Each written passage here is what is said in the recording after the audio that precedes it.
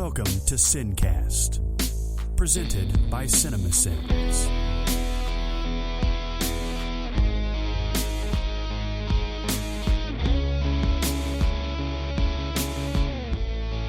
Here we are. We're at the Sincast. This is basically our second go-through on this, even though we have, some other stuff that we did earlier that's going to appear later in this podcast. We're going to talk about The Force Awakens, but also this week, Alan Rickman and David Bowie died, so we're going to be talking about that.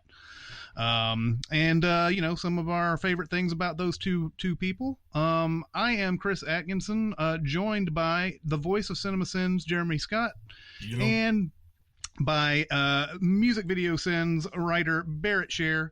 We are all doing this on the internet today, and hopefully this will sound pleasing to your ears. Two of us are in closets. Yes, two of us are in closets. Of varying size. Of varying size. So let's get right into it. Let's talk about, let's go into David Bowie first. He was the first one, and that was a huge thing. That was all over the internet, how many people were affected by David Bowie. And I'll just turn the floor over to our Music Video Sins guy about it's Bowie. It's so depressing. Not that, because he was still doing good work. This Black Star album that just came out, and the Lazarus track and the music video that came with it is creepy as hell, but it's brilliant. And you go back and you look at, because he's not one of those that, like a Michael Jackson or a James Brown or a Prince or something like that, or a Madonna or something that's, always in the popular consciousness, because he doesn't do a lot of media, or didn't do a lot of media. But it was just absolutely earth-shaking, the impact that he had on this. Speaking of Prince, he basically set the stage for Prince in his entire career, that being able to change on the spot, being the androgynous character and everything, and being able to do any sort of style of music. So yeah, it's pretty rough. He really ran the gamut of genres, even within songs. I've been listening to a lot of his earlier stuff, and he'll go from blues or just straight up rock and roll or acoustic folk or something like that to some sort of soul music just in the middle, just changing on a dime. So yeah, it's pretty amazing the influence that he had, and then of course the movie career too.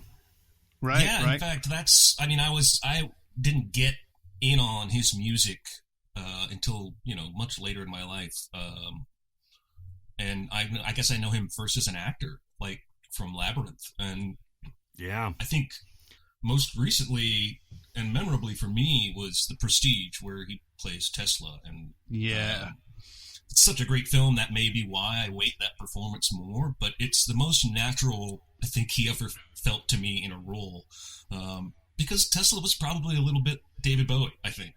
Yeah. And I didn't even know that was David Bowie when I first watched The Prestige. He's so completely it's just a completely different looking person in that, you're used to Bowie being, whenever you think of Bowie, you think of the 60s and the 70s and everything, and the crazy makeup and everything. Or Gareth from Labyrinth. Yeah. I think my first real, as far as music is concerned for David Bowie, this sort of ties movies and music together, is the credit sequence of Seven. Plays the Heart's Filthy Lesson, which is sort of him being an industrial Nine Inch Nails type of musician, and that's such a just that song is haunting, especially considering what you've just seen at the end of Seven and everything, and the way the credits are rolling, upside down, basically from the way credits are and everything. The song is perfect. That was a great era of Bowie that people actually are underrating. Right around that mid to late 90s area. Yeah. He released an album called Earthling, which is one of my favorite David Bowie records out there. And strangely enough, this is another movie tie-in that I noticed. He's got one of my favorite songs on there called I'm Afraid of Americans. It's one of his first collaborations with Trent Reznor. And the music video actually has him being chased by Trent Reznor, both of them with like unfortunate like vaginal facial hair. It's hard to explain. And you just got to watch it. They have like a Brazilian, both of them going on. But I was looking at I'm Afraid of Americans, and it's got this wonderful industrial beat from Trent Reznor and everything. And apparently a rough version of this, you guys maybe have already noticed this, called I'm Afraid of the Animals, was featured in Showgirls. No, I didn't have any idea about this. No. Yeah. It ran at some point in either the soundtrack or in the movie. I haven't gone back to listen to, sit through that bullshit just to, figure out where the David Bowie song is. But yeah, no, that's such that Earthling album is so amazing. There's a song on there called Little Wonder that got very little radio play in America. But that's one of those ones that goes completely from electronic, nervousness and anxiety into this big sweeping epic of huge guitars and the Reznor sound of the industrial beats and things like that. It's just amazing. Well, I like the song he did with Queen. Yeah. Oh, Under Pressure. Yeah. Well, sorry, I'm fairly ignorant when it comes to Bowie music. I apologize. I'm I know mostly the big stuff, as well, the Space Oddity and all that, and but the Under Pressure is really cool. And you think about, I've read stories about that, how he and Freddie Mercury had to basically record that separately from each other on different coasts because they weren't really getting along on there. And just the story of Under Pressure is as fun as the song as itself. So what else would you say about Bowie, Barrett? Do you have any other thoughts on some songs, especially since Jeremy and I are basically we just know the popular stuff. So well, I'll tell you what, this Black Star, the last thing that he did, I was looking online, and apparently he was gearing up to do another album. Apparently he knew that he was terminal and pretty close to the end. And the Black Star stuff, he recruited this all-star cast of experimental jazz musicians and everything, and they were just absolutely off the wall with this stuff. Visually, if you look at the Black Star video, which is about 10-11 minutes or something like that, it's just all over the place. It's creepy. It's just visually stimulating. It's just very odd, which is kind of the best Bowie, I guess. But then the track Lazarus on there, where he literally is laying on his deathbed and rising up and everything, and talking about how he's in heaven looking down. So yeah, it's definitely his kind of sign-off note, but it still is almost as good as anything that he's ever done. You guys ever listen to Warren Zevon? Lawyers, guns, and money, man. Yeah, exactly. So Zevon was David Letterman was a big fan of Warren Zevon, had him on all the time, anytime he could, because he was one of these counterculture guys.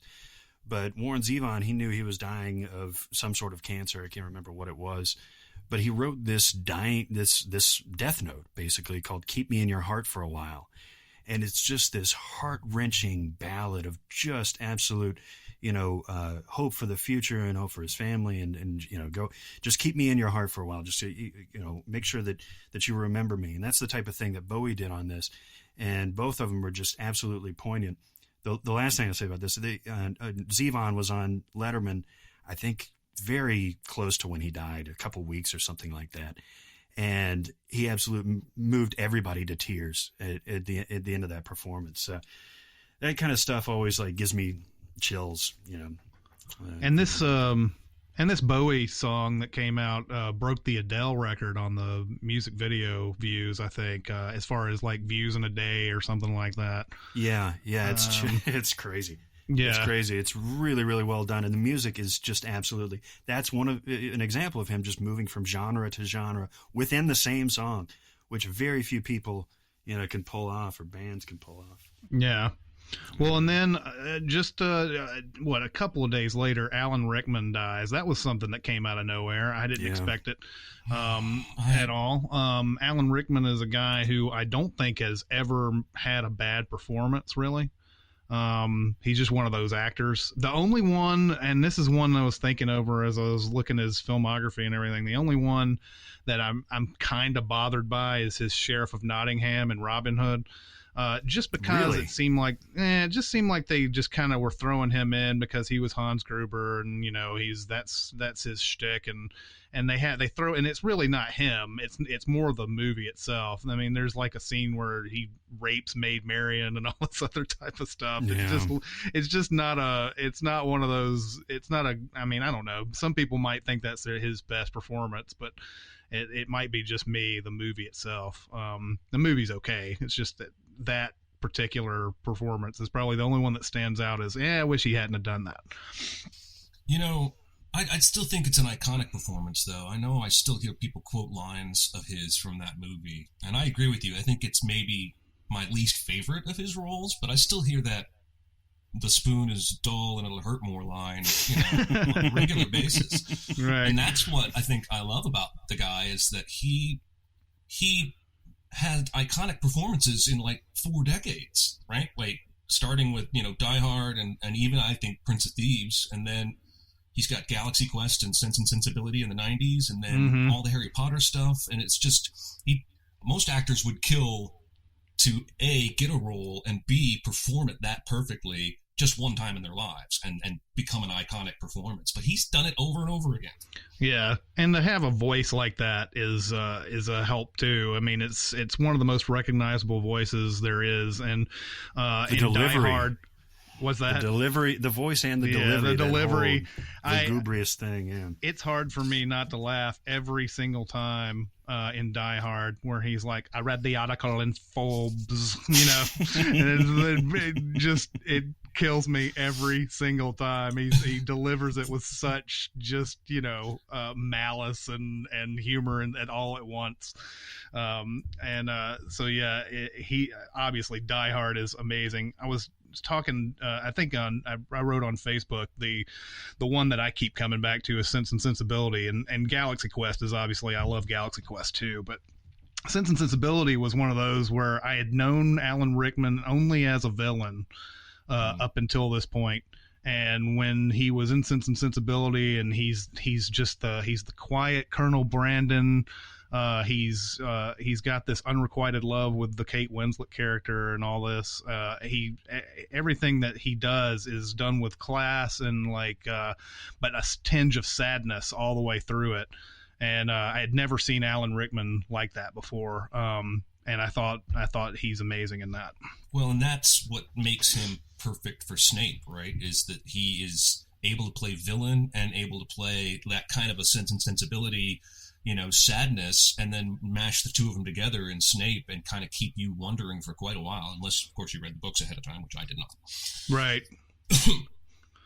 I mean, that you're absolutely right. It's sort of a blend of all that, isn't it? He's got that same unrequited love from Sense and Sensibility, just mashed in with a possible Hans Gruber, type of thing. It works out perfectly by the time you get to all the reveals of that movie. If you close your eyes, you can hear Snape saying, "Shoot the glass." yeah.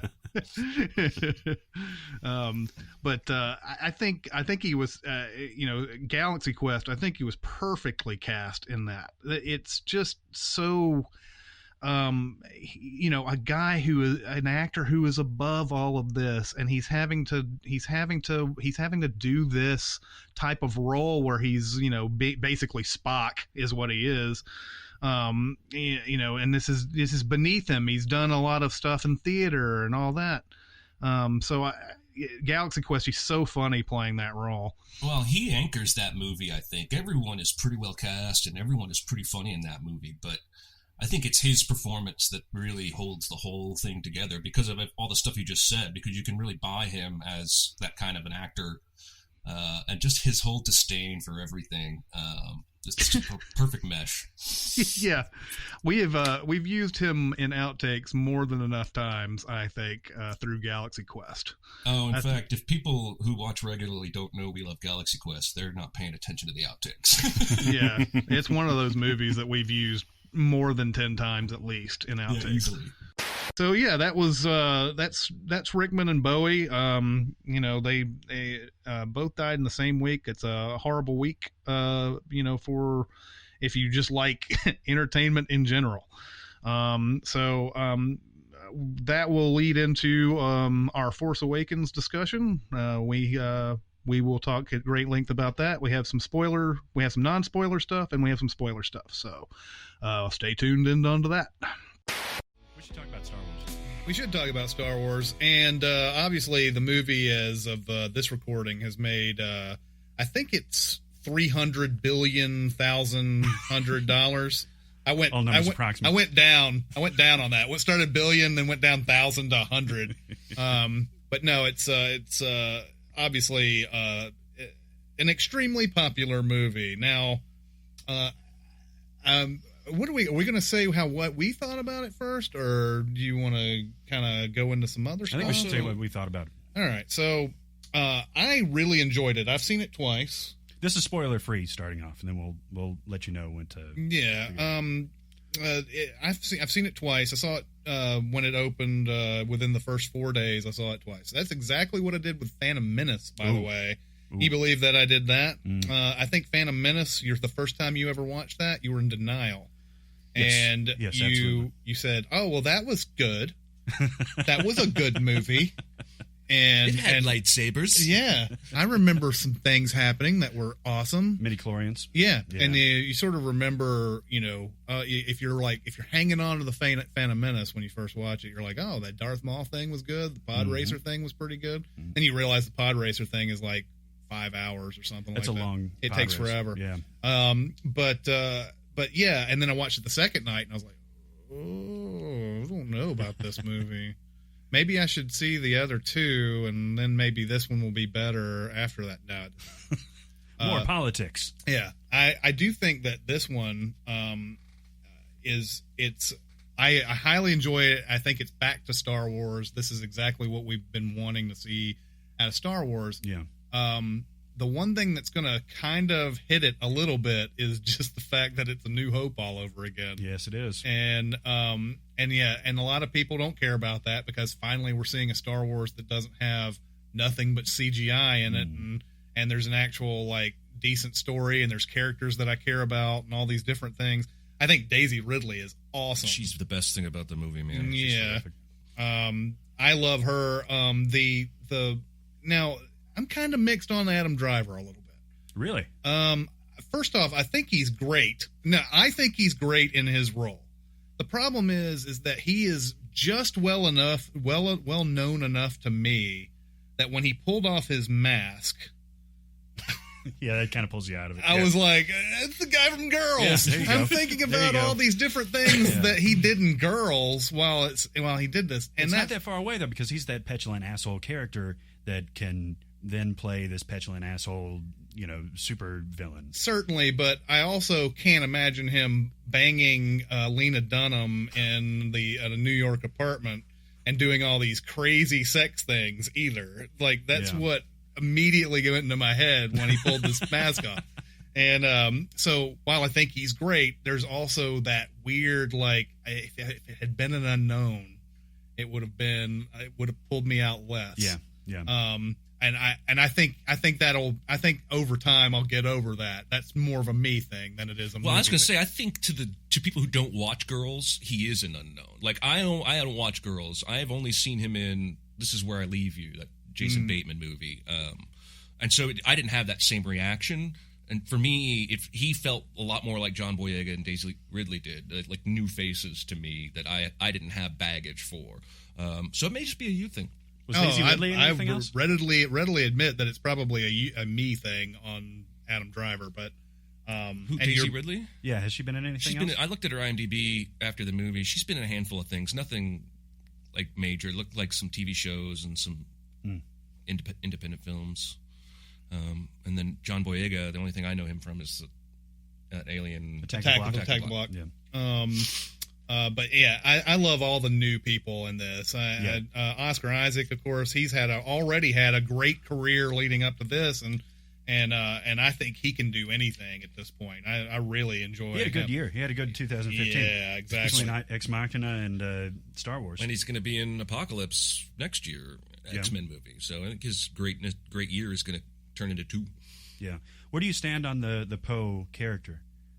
Because it got a little divisive. Like people, all right, it could take him or leave him. I just feel like he's being set up to do more later. Yeah. And we're going to do some spoiler talk later, but he gets a little 30-second action moment in the movie that's one of the most thrilling things in the entire film for me. Absolutely. So I don't personally get that. Yeah. I felt like the movie is, well, it's Daisy Ridley's movie. It's Rey. And then Finn is the second main character. And Poe is probably going to have something important to do in the next 2 movies, I would guess. Yeah. Well, and he's also set up, I don't think this is too spoilery. I'll just say that it might be spoilery. So if anybody wants to, skip ahead 10 seconds. Yeah. It starts off with him obviously knowing some people who are associated with the Force. Yeah. And that's where the plot is driven from this movie is the secret map that goes into the new BB-8, which is awesome. Which is awesome. Yeah. So that's Max von Sydow. Yeah. Who's, it's like you don't put Max von Sydow in your movie unless he's somebody important. Now we don't know who that guy really is yet. We need his origin story. Yeah. So he's definitely got more to him than when we saw in this first movie. Yeah. I was disappointed with the underuse of the guys from the Raid and the Raid 2. Oh yeah, right. What a tease. They were the bounty hunter dudes on the Falcon with the slobbery fish. Oh, right. Yeah. And I read an article that said there was probably a lot more to that scene that involved combat. Oh, they cut it? And it ended up being cut. Otherwise, why would you even hire those guys, put them in crazy outfits, and then basically have them shout some lines? I mean, when I read they were cast, I was like, they're going to play Jedi. Like, awesome. You imagine the 2 guys in the kitchen from the Raid 2 doing a lightsaber fight. God. I mean, I can get a boner just thinking about it. Yeah. Let's see, what else can we say that's not spoiler? I actually thought the old cast was fine, but the movie for me belongs to the new cast. Yeah, definitely. They did a better job, and it's more about them. The first half of the movie, I was not sold on Harrison Ford. The second half, he's full on Han Solo, and I was sold. But Carrie Fisher, I love, but I don't think she has any reason to be in this movie. No, and she didn't really have anything to do. She doesn't look terribly excited to be there. She almost looks grumpy. Yeah. She's had a rough 30 years. And I mean, come on, and it's pretty obvious. The first order and all that. Yeah, and it's pretty obvious that they're back in it because now we're finally telling a story past episode 6, and we need to put them in there to tell people that, hey, this is the old Star Wars back and everything like that. And they're needed for that reason, but yeah, most of the time when I would see them on screen, I'd be like, okay. Yeah. Can I ask you this? Can we retire C-3PO? And R2. BB-8 is all we need. Yeah, he's good. He's what R2 wanted to be. I loved R2 up until the time I saw this movie. And when BB-8 rolls up, I don't even know if he's there at the moment, but when they walk up and see R2-D2 and C-3PO, I was disappointed. Yeah, right? Yeah.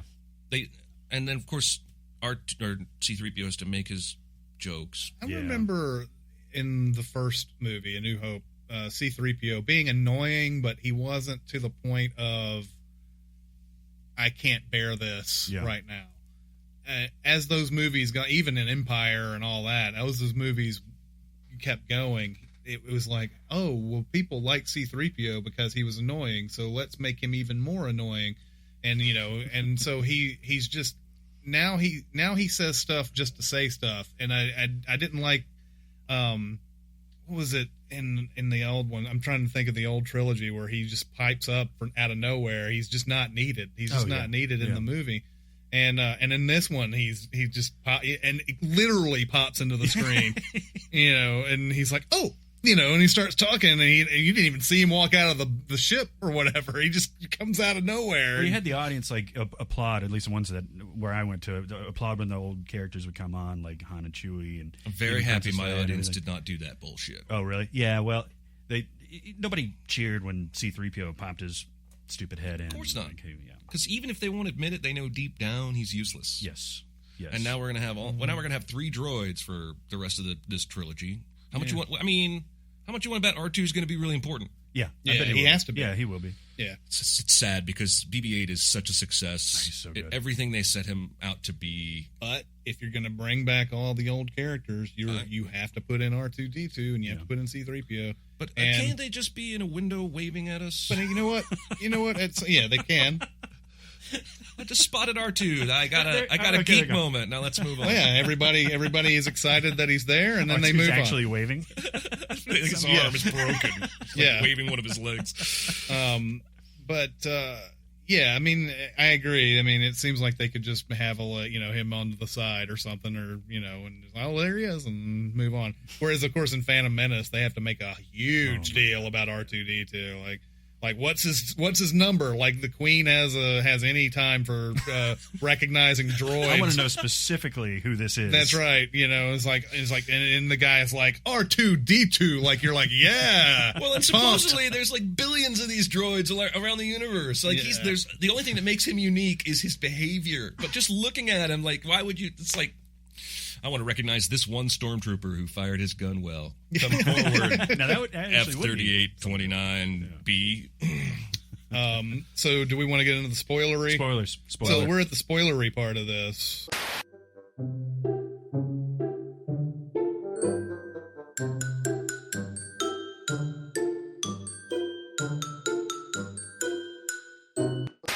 So we were talking about the old cast, the fact that I think this is something that we might see with a lot of these old characters. Harrison Ford is Han Solo, who just happens to be Kylo Ren's father in this.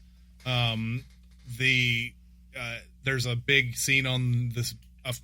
Like all Star Wars seem to have this bridge that's in the middle of like this vast, dome-like most dangerous thing. Bridge, right? Why would you ever 20-foot long? Yeah, why would you ever build this? Why would you ever build this? How else are you going to cross that enormous chasm exactly. that is bottomless? Yeah, and you think we're it's a galaxy along far, far away, but they've got technology that beats us in 2015. I think they'd have like one of those airport move you along faster escalator we don't have to things. Wander up to your son. Yeah, or just be able to get there via elevator or something like that instead of this long bridge, which is obviously built in case you have family drama and you need to kill one of your kids. Where else are you going to throw them? So yeah, exactly. Where are you going to throw them? Kylo Ren is Han Solo's son. That was pretty early in the movie. They make that known, right? Yes. Yeah. Within the first 15 minutes or it's so. when the Kylo Ren and the Hitler guy are all talking to the hologram, whoever his name is. I can't remember his name. And he's like, yeah, Max von Sydow. And he's like, your father is the one piloting the Millennium Falcon, and it's like, oh, okay. So Kylo Ren is actually, all right. Yeah, you get that realization early on, and Kylo Ren kills Han Solo. Now, this is something that was rumored to happen way back in Return of the Jedi that Harrison Ford wanted to do. It happens here, and I think we're going to start seeing that with all the other old guard too. Every movie's going to have an old guard killed off. Well, yeah, I mean, if you see Luke Skywalker at the end of this movie, that guy's ready to die. I wished I hadn't seen him at the end of the movie. Yeah, that I don't want to get that far. I want to talk about the Han Solo death scene some, because I think the bridge, the set piece itself, shows its hand to the audience. Yes. Oh yeah, and the way the dialogue plays out is so rushed that there's absolutely no way Kylo Ren can really be having a change of heart right now. And I can't help but feel like if it had been set different and if they had let that breathe a little bit, I might have actually not known what was going to happen. Yeah. That was the biggest problem for me, was they make this big theatrical, thing with the holding out the lightsaber and will you help me? Yeah, will you help me and all this other type of stuff. And I'm like, okay, when is it that he's going to run Han through with this lightsaber? That's what I was... Is that heavy-handed, like with the sun going down and everything, the darkness taking over the light and all that bullshit? You know what I'm talking about? Was there a shot of a sun going down right then? Yes, absolutely. The shade was coming through the opening portal. Yeah. Well, they were getting the energy from the sun for that weapon. Right. It's the same thing. It happens right when the sun goes away, and they're charging this new Death Star, basically. Right. But yeah, I mean, I'm sure that was on purpose. Like, the light is gone. Yeah, all right. It's all darkness. We got it. Just go. The Chewie reaction to the death is awesome because that's just like what it was when he goes into the carbonite. And all that. Yeah. I even liked Leia reacting from planets away and just kind of turning, and you just see in her face she knows what just happened. Although that particular moment, I don't know if this probably didn't upset you as much as it upset me. We put it in the prequel Sin videos, but I got tired of seeing Yoda like, I'm upset, somebody died, and all that, and I'm like if you were the master that we've been told you are, you would have figured this out like in 5 minutes, and you should have been able to stop some of it, if not all of it. I would have been fine with you stopping some of it, but like so many times we see Yoda going, clutching his heart and like, oh my God, something bad happened and everything. So when I saw Leia do that, I was like, oh my God, here we are again. Leia's feeling. So by the way, we're now on Leia. Leia should know the Force by now, right? Well, I think they're going to come up with some reason why she does. She does, clearly, because she knows her husband died, but you're saying she should have been trained as a Jedi. She should have been a badass. Yeah, I agree. It's disappointing to me that she does not appear to be a wielder of the Force. Right. At the end of Return of the Jedi, Luke's like, you're going to learn the ways of the Force and all this other stuff, and maybe she does. Maybe she's like, you know what? I really kind of like this Han Solo fellow. We're going to marry him, and I'm going to marry him, and I'm not going to worry about the Force or whatever. You're good while you're alive or whatever. But it seems like to me, if Luke is perceived as the final Jedi that's on the in the universe, they would have. She should really try to, just as a precaution. Yeah. And that was the whole big deal with Empire Strikes Back. Like that boy's our last hope. No, there is another. Is that if Luke ever dies, Leia could take over. And it seems like in this movie, she hasn't had that training. She hasn't, maybe she has some sort of like, she even had that in the original trilogy where she like kind of felt like Luke was still alive and all this other stuff. She just feels, though. She's a recipient. She's a carrier, though, right?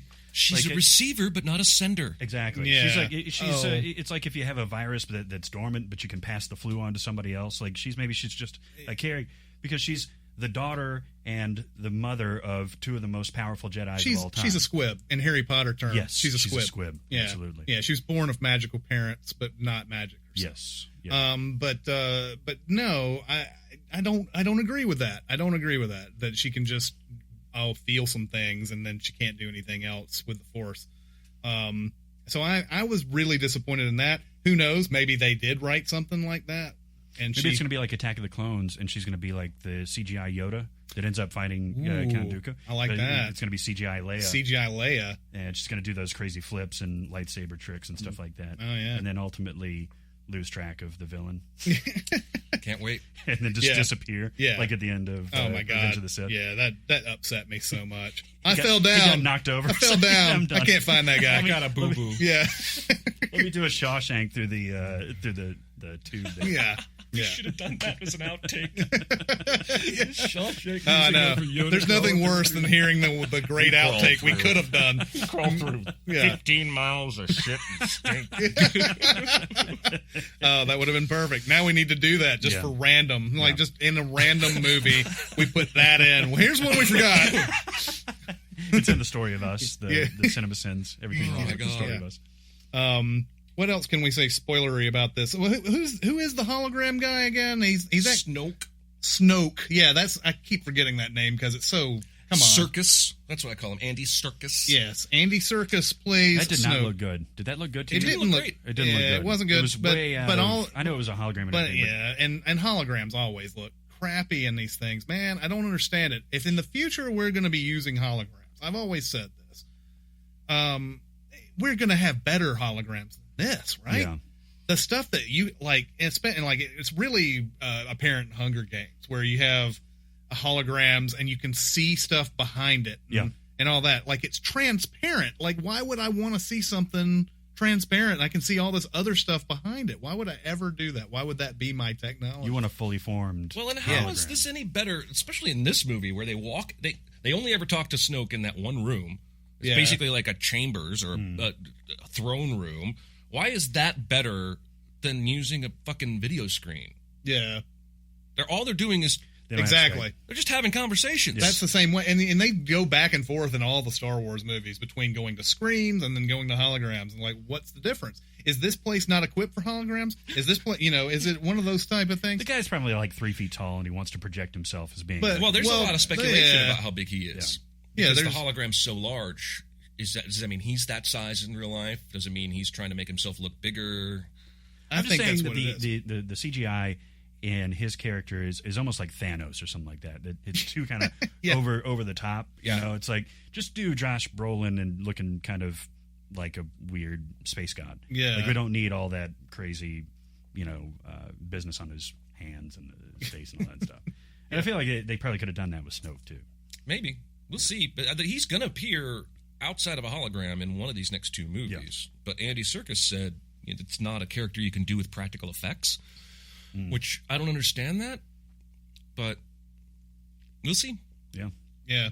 So, he's shrouded in mystery. We don't know everything about him. We do know that he says, I'm going to have to complete Kylo Ren's training. Yeah. So Kylo Ren is actually not a complete Sith, or I guess he's not. And let me tell you what took me completely out of the movie, and I understand this. It's one of those things where, like, everybody who did their reviews, like, as they're coming out, they're like, well, there's some problems with it. There's some holes in it. Most of those were spoiler free, so you didn't know what they were talking about. But for me, it was that final fight scene with Rey and Kylo Ren, where all of a sudden she gets all forced, and now she can kick ass. I loved it. Yeah. Well, yeah. But it's that trope of having, like, the definitely physically overmatched or overskilled or underskilled person just all of a sudden come back and kick the crap out of the person that's I get been what you're assaulting saying, you. and I've he seen just that. forced her like 90 feet up in the air against a tree, But and then by the end of it, he's just stabbing wildly. I feel air. like this movie is clearly saying the Force is stronger than it has ever been. Because this dude isn't even fully trained. He's a whiny baby who thrashes rooms whenever he gets angry, but he can still stop a damn blaster fire in midair for 5 minutes. And then when he walks away, just poof it. Like, he's stronger than Darth Vader already. We never saw Darth Vader stop blaster shots in midair with his hand. And or read minds either. My theory is that Rey is able to awaken to the Force faster, both in that scene where he's trying to read her mind and in the lightsaber fight, because the Force is stronger now than it was before, which means Luke might be able to do some amazing shit. Yeah, it's true that I agree with you that Rey is tapping into this this Force that she is barely aware of, that we are being sort of hinted at in the little dream sequence thing that happens when she reaches for Luke's lightsaber. There is this sort of hint that she has been taught this stuff before, and there's also the other thing, and this is why this movie is going to be kind of hard to sin, and I'm wondering if we're ever going to do it until the trilogy is completely out. There's so much stuff that's unanswered with this stuff, but Kylo Ren is also injured. He's gotten shot, and he's not his full, that's the thing. When he shows him like sweating when he's getting over. Yeah, and some people are saying the reason why you see him pounding his stomach and everything is because he's trying to get more evil or something like that, which is. I thought that was weird to me. I thought it was just that he was hurt. Yeah. And he was like, like trying to, do that thing you do when you're hurt. Like, maybe if I apply some sort of pressure to it, it will go away magically. That's what I thought. That's his evil spot. Yeah, that's right. His evil spot is where he draws all of his power. But that kind of bothered me a little bit, that someone who can do this, force power thing and stop people from talking and moving and all this other stuff decides, I'm going to try to win this with the lightsaber. But there's also the fact that he feels like he can teach her the ways of the Force. Maybe he doesn't want to kill her. That's the whole thing. There's so many different things to that scene. Maybe he knows who she is. Yeah, maybe he knows who she is. Or who her family is. But also, I think an important part of that scene is she shifts dramatically in her fighting style halfway through that fight. And I took it to be oh, I should use the Force instead of just you treating this like a sword that's electric. And then when she starts attacking him and actually winning, it's a completely different fighting style than what she was using before. Yeah. Maybe I just seen what I wanted to see, but... Well, she's a total badass, absolutely. But it's just like, oh, yeah, I got the Force. Let's do that. And, just given how powerful he's been this entire thing, you may be right. The biggest problem for me in that scene is what you're about to say. Ex Machina ground opening up to end it. Oh, yeah. It's like... Yeah, we'll see you later. Yeah. It's like, what is it about? What is it about riffs in movies that it's somebody can just be, yes. What is it about riffs in movies where somebody can stand on the exact spot where the ground breaks open? And totally good. It never goes like right under them, like that's what really should happen. But yeah, that part where it's like, okay, they're not going to kill each other. This is just to be continued, basically, is what that rift is. They stare wistfully at each other. Yeah, it was the Ex Machina rift. What did you guys think of the last scene? I felt like it was unnecessary. Yeah, I don't feel like as a viewer that scene makes sense in this movie. Yeah. That scene Tacked is on, right? there for the next movie, and it's for a little bit of fan service.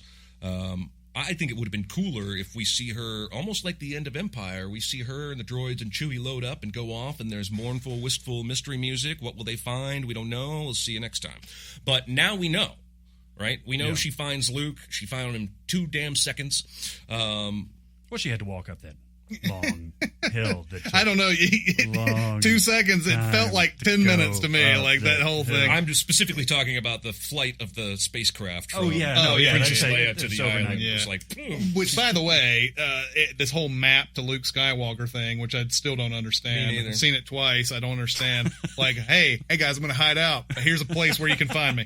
And like they also like. They find that last section and they're like, well, that's where the old Jedi battleground or training grounds were or whatever.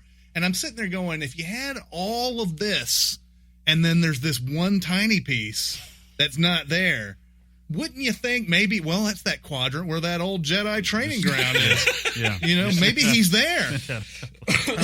But yeah, that's the interesting thing is from that final scene is that a lot of people are wondering, is Rey Luke's daughter? I've heard Obi-Wan could be her like granddaughter or something like that. Like he fooled around when in a time between Revenge of the Sith and A New Hope. What's he going to do out there? I mean, he's out in Tatooine, right? Seriously. Yeah. That's a hub of like prostitutes and he's probably got like half Jawa children out there somewhere. Yeah, he probably does. half Tusken Raider. Yeah. The thing that because Daisy Ridley has a British accent, and somebody was telling me even though John Boyega is British, he was forced to talk with a not British accent. Wow. So meanwhile, Daisy Ridley, if she's talking with a British accent, could that mean that Obi-Wan is one of her ancestors? And she even did his line, right? And there's a part where Ewan McGregor has a voice thing where he comes in and they combine it with Alec Guinness, and she's remembering this type of thing. Why would she remember that type of thing? And the Jedi mind trick. She uses the Jedi mind trick, which we've never seen anybody use besides. Yeah. I guess Luke. And Obi-Wan used it. Really, Obi-Wan who uses it in the 2 different trilogies, and both times. Luke in Return of the Jedi, though, at the beginning when he's going. Oh yeah, well the Jabba's guy, the guy with like the snake scarf or whatever his name is. He's got gooey duck hair. Yeah, looks like gooey ducks. That's right. But the thing that I think it would be interesting if Obi-Wan was an ancestor of hers. One thing that was speculated in the prequel trilogy is that would maybe Obi-Wan be involved with Padme in some fashion. And I remember I actually wrote something and I ended up cutting it, but now I'm kind of like regretting cutting it because it's one of those things that's, if this turns out to be true, it would have been an amazing sin. But there's a part in there where Anakin goes to Padme and she goes, well, Obi-Wan was here. And he's like, why was Obi-Wan here? And I'm sitting there thinking, why was Obi-Wan here? And she goes, oh, well, he was worried about you. And I was like, why is he going to you about Anakin if he's worried about you? And I was like, maybe they have been having sex this whole time, and would be, yeah. And there, and Obi-Wan, even though you can take it as, he's just upset that Anakin, had a relationship and it resulted in twins. He's like, the kids are Anakin's, aren't they? He looks almost upset in a way. And so like, if you put it in now, believe me, if this theory were true, that would mean that Darth Vader, I am your father is not a true thing. And that would ruin the whole like Empire Strikes Back and all that. But it was an interesting thing. It was an interesting thing to think about during this whole thing. But yeah, it wouldn't be a big deal if Obi-Wan was somehow had a secret mistress. Well, and I got people giving me shit on my review. Like, don't you know Jedi can come from anywhere? They don't have to be a certain race. They're just strong in the Force. Because I speculate in the video about whether or not Rey might be Luke's daughter, which would be cool to me. But as we just talked earlier, the end of Empire pretty clearly tells us Luke and Leia are all. That's it. That's all we got. Mm-hmm. If there were some little Jawa Jedi out there that was capable, Yoda would have sensed him, right? They wouldn't be so desperate saying, this is the last freaking one. Exactly. And so, in my mind, both Kylo Ren and Rey have to come from either Luke or Leia, or Obi-Wan if there's some new revelation about him fooling around on the side, which I kind of think would be sweet. Yeah. But it's not, I mean, I guess I'm talking now to the viewers who are criticizing my video instead of you guys. Podcast becomes interesting that way. Let's move on. Well, and then the final other possible parentage here is Han and Leia themselves. That if they were twins at the beginning of this, and this as well. If you were a twin, you have a very good chance of fathering twins. Yeah. And if you're, so on and so forth. So,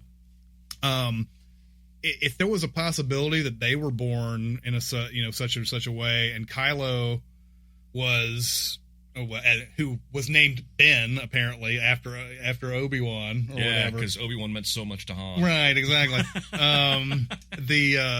If he goes off early on as a training for Jedi stuff, and she's left behind and everything, they may not really know each other. But then Han and Leia don't recognize her either, or they don't overtly. Well, they wouldn't because they've left at this point. Like getting to the point though is if Kylo Ren is starting to become evil, maybe they say we need to drop her off on some other planet so that he doesn't know about her. Just kind of like the Darth Vader not knowing about Luke or Leia. So.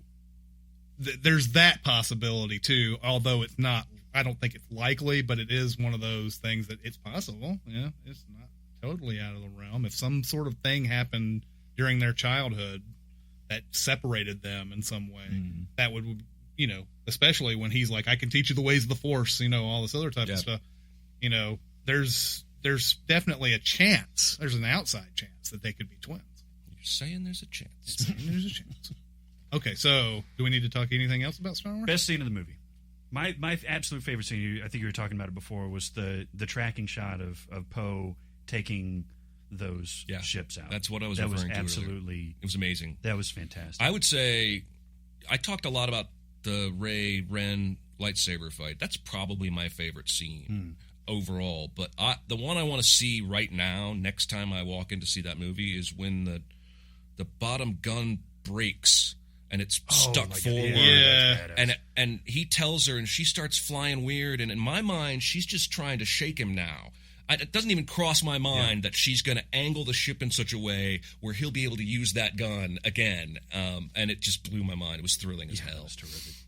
Well, she does kind of signal it, I think, when she says, "Hey, let me try something. Hang on," and then she starts flying through that ship and everything. I think she's trying to get it. I mean, it's not immediately obvious or anything, but I always thought that's what she was trying to do, was to try to get to that point. I thought she was just trying to get the TIE fighter to crash when she went into that ship, like flying tight. But, and for all I know, the movie was trying to get to that point, but it was trying to get you to believe that so that it would be a surprise when it actually did work out. Although I was wondering why she didn't just tell him to go to the other gun. Yeah. Because remember when Luke and Han... Well, they may not know that there is another gun. Remember, they just got into it. That's true. I think the scene for me, this is really, I guess as a Cinemasins viewer or whatever would be something where I'm like, oh, come on, that type. I would be, oh, come on, as a Cinemasins person. But as just a regular viewer, just enjoying the movie, Kylo Ren is trying to get Luke Skywalker's lightsaber, and he's trying to use the Force to get it, and then it comes out of the snow and it goes into Rey's hand. That is, to me, is just an amazing, the way they did it. It seems like to me, and I like this scene too. I like that fight scene too, but I also like the fact when she gets up, like you can see this blurry lightsaber battle, like as she gets up, like it's the angle is all like, what's going on?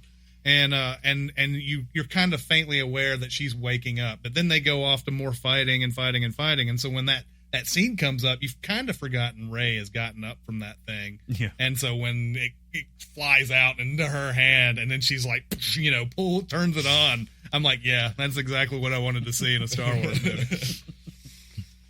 Nice. All right. Star Wars. Ladies End scene.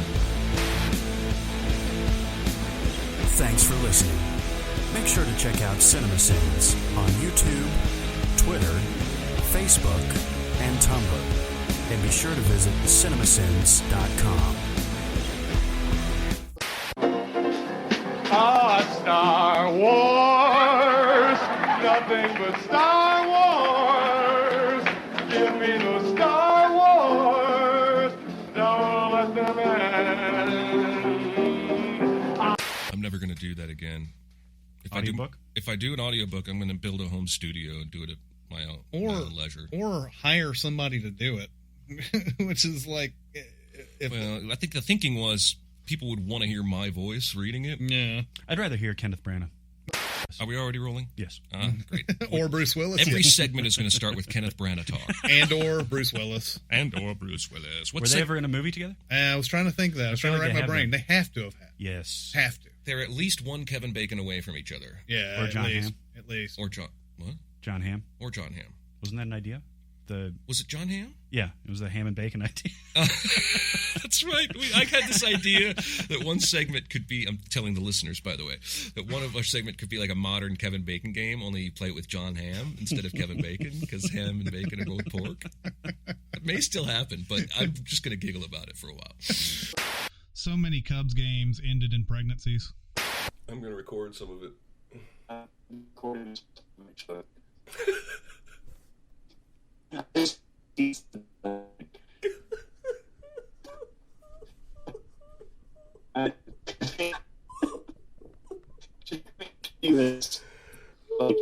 Jesus. Oh, God.